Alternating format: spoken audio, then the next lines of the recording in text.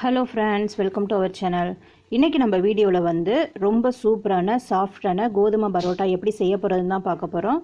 அதுக்கு முன்னாடி நீங்கள் என்னுடைய சேனலை சப்ஸ்கிரைப் பண்ணலன்னா மறக்காமல் வீடியோக்கு கீழே உள்ள ரெட் கலர் சப்ஸ்கிரைப் பண்ண ப்ரெஸ் பண்ணி சப்ஸ்கிரைப் பண்ணிக்கோங்க. அப்படியே பக்கத்தில் உள்ள பெல் ஐக்கானையும் கிளிக் பண்ணி அதில் ஆளுங்கிற ஆப்ஷனை சூஸ் பண்ணிக்கோங்க. ஸோ நான் நெக்ஸ்ட் போகிற வீடியோஸ்லாம் நீங்கள் மிஸ் பண்ணாமல் பார்க்கலாம். நான் இன்றைக்கி வந்து கோதுமை பரோட்டா பண்ணுறதுக்காக 1 கிலோ கிட்ட கோதுமை மாவு எடுத்து வச்சுருக்கிறேன். இப்போ இது கூடவே வந்து கொஞ்சமாக சால்ட் ஆட் பண்ணிக்கோங்க. அடுத்ததாக ஒரு 1/2 டீஸ்பூன் கிட்ட சுகர் சேர்த்துக்கிறேன். ஒயிட் சுகர் சேர்த்துக்கோங்க. இப்போ இது எல்லாத்தையுமே நல்லா மிக்ஸ் பண்ணி விட்டுக்கலாம். அடுத்ததாக வந்து ஒரு 2 டேபிள் ஸ்பூன் கிட்ட எண்ணெய் சேர்த்துக்கலாம். எண்ணெய் சேர்த்ததுக்கப்புறம் இந்த மாவு வந்து கொஞ்சம் கொஞ்சமாக தண்ணி சேர்த்து சப்பாத்தி மாவு அளவுக்கு நல்லா பிசைஞ்சு எடுத்துக்கோங்க. நல்லா இது மாதிரி நல்லா பிசைஞ்சு எடுத்து வச்சுக்கோங்க. அடுத்ததாக வந்து இது 1லேருந்து 2 மணி நேரம் வரைக்கும் நல்லா ஊறணும். அப்போ தான் வந்து நமக்கு பரோட்டா வந்து நல்லா லேயராக நல்லா சாஃப்டாக கிடைக்கும்.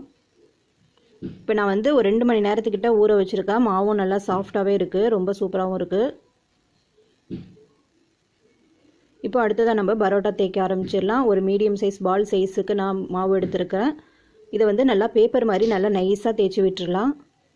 உங்களுக்கு ஒட்டுற மாதிரி இருந்துச்சுன்னா நீங்கள் இடையில கொஞ்சம் கொஞ்சமாக வந்து மேலே ஆயில் அப்ளை பண்ணிக்கோங்க. இப்போ இதை வந்து நல்லா கத்தியை வச்சு நல்லா கீறி விட்டுக்கலாம்.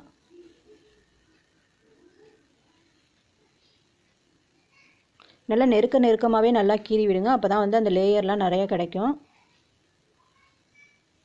கத்தி வச்சு கீறி விட்டதுக்கப்புறம் அந்த 2 ஓரங்கள்லையும் நம்ம எடுத்து விட்டுக்கிட்டே வரலாம். நல்லா இது மாதிரி கொஞ்சம் கொஞ்சமாக எடுத்து விட்டுக்கிட்டே வாங்க.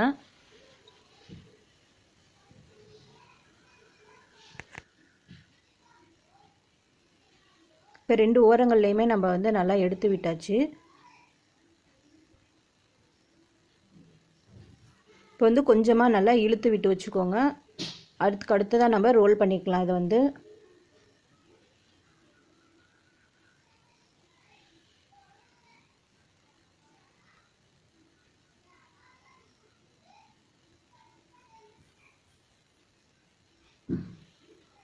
இப்போ பாருங்கள், ரோல் பண்ணியாச்சு. அடுத்ததாக வந்து சப்பாத்தி கட்டையால் நம்ம லேசாக தேய்ச்சி விட்டுக்கலாம். ரொம்ப அழுத்தி தேய்க்கணும்னு தேவையில்லை, சும்மா லேசாக தேய்ச்சி விடுங்க.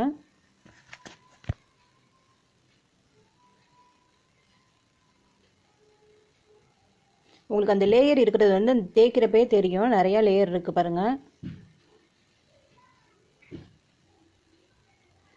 இப்போ தேய்ச்சி விட்டதுக்கு அப்புறமா அடுப்பில் ஒரு தோசை தவா வச்சு கொஞ்சமாக எண்ணெய் விட்டு ஹீட் பண்ணிக்கோங்க. இதுக்கு வந்து ஆயில் வந்து ஜாஸ்தி ஆகாது. இப்போ அடுத்ததாக கல் ஹீட் ஆனோடனே நம்ம தேய்ச்சி வச்சுருக்கிற அந்த கோதுமை பரோட்டாவை இது கூட சேர்த்து விட்டுக்கலாம். 2 பக்கமும் நல்லா செவரட்டும். அடுப்பு வந்து லோ ஃப்ளேம்லேயே இருக்கட்டும். அப்போ தான் அந்த பக்கம் உள்றலாம் நல்லா வெந்து வரும். ஒரு சைடு வெந்ததுக்கு அப்புறம் நம்ம அடுத்ததாக திருப்பி விட்டுக்கலாம். இப்போ 2 பக்கமுமே நல்லா செவந்து வந்துருச்சு பாருங்கள். இதே மாதிரி 2 நிமிஷத்துக்கு ஒரு டைம் நம்ம திருப்பி விட்டுக்கிட்டே இருக்கலாம். நல்ல சாஃப்டான கோதுமை பரோட்டா வந்து ரெடி ஆகிடுச்சு. இது ஒரு பிளேட்டுக்கு மாற்றிடலாம். அடுத்ததாக நான் வந்து இன்னொரு மெத்தடில் செஞ்சு காமிக்கிறேன். அதே அளவுக்கு மீடியம் சைஸ் அளவுக்கு கொஞ்சமாக வந்து மாவு எடுத்துக்கோங்க. மாவு எடுத்ததுக்கப்புறம் இதை வந்து நல்லா நைஸாக தேய்ச்சி விட்டுக்கலாம்.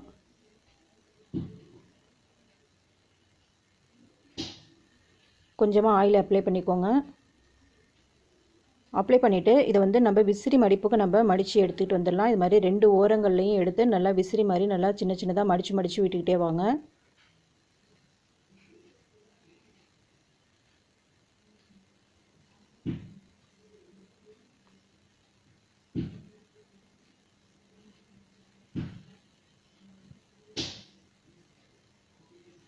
அடுத்ததாக இதை லேசாக நல்லா இழுத்து விட்டுக்கோங்க.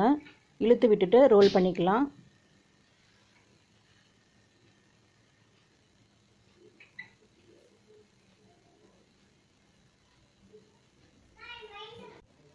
ரோல் பண்ணதுக்கப்புறம் இதை நம்ம லேசாக தேய்ச்சி விட்டுக்கலாம்.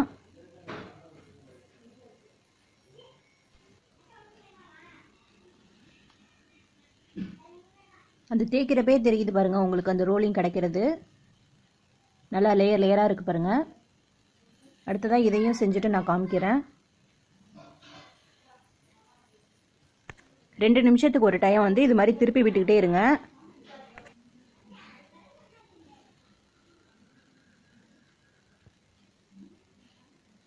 இப்போ அடுத்த பரோட்டாவும் நமக்கு வந்து ரெடி ஆகிடுச்சு பாருங்கள். நல்லா சாஃப்டாக இருக்குது இந்த பரோட்டா வந்து.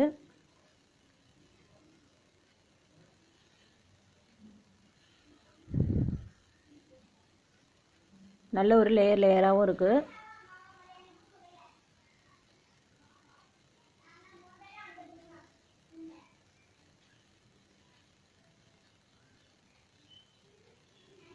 இது அப்படியே இருக்கட்டும். அடுத்ததாக வந்து நம்ம மூணாவதாக ஒரு மெத்தட் ஒன்று பார்த்துடலாம்.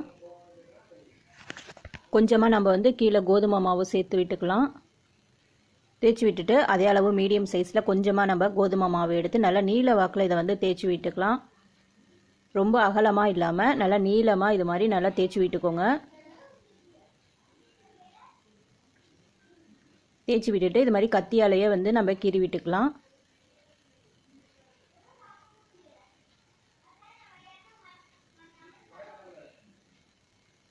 கீறினதுக்கு அப்புறமா இது மேலே கொஞ்சமாக நம்ம ஆயில் அப்ளை பண்ணிவிட்டு 2 ஓரங்களையும் நம்ம எடுத்து விட்டுறலாம்.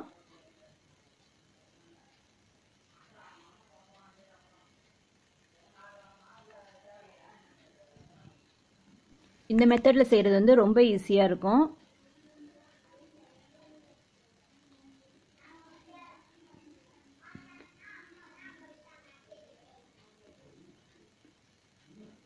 நல்லா 2 ஓரங்களையும் எடுத்து விட்டுட்டு நல்லா ரோல் பண்ணிக்கோங்க. ரோல் பண்ணதுக்கப்புறம் லேசாக இதையும் ஒரு முறை தேய்ச்சி விட்டுட்டு நம்ம தோசை தவாவில் போட்டுடலாம்.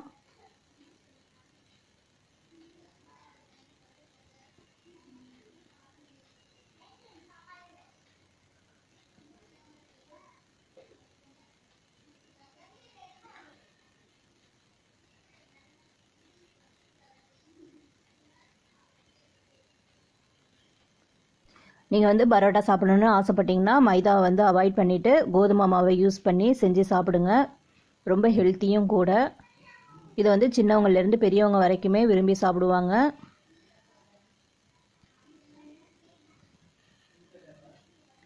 இப்போ நான் வந்து 3 மெத்தடில் வந்து இன்றைக்கி வந்து பண்ணியிருக்கிறேன். இந்த வீடியோ வந்து கண்டிப்பாக உங்களுக்கு வந்து யூஸ்ஃபுல்லாக இருக்கும்.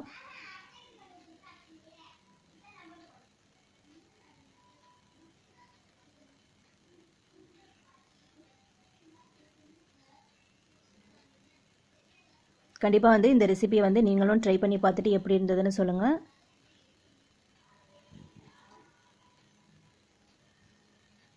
ரொம்ப சூப்பரான ஹெல்த்தியான வீட் பரோட்டா வந்து ரெடி ஆயிடுச்சு. கண்டிப்பாக நீங்களும் ட்ரை பண்ணி பார்த்துட்டு எப்படி இருந்ததுன்னு சொல்லுங்கள். இந்த வீடியோ வந்து உங்களுக்கு பிடிச்சிருந்துச்சுன்னா லைக் பண்ணுங்கள், கமெண்ட் பண்ணுங்கள், ஷேர் பண்ணுங்கள்.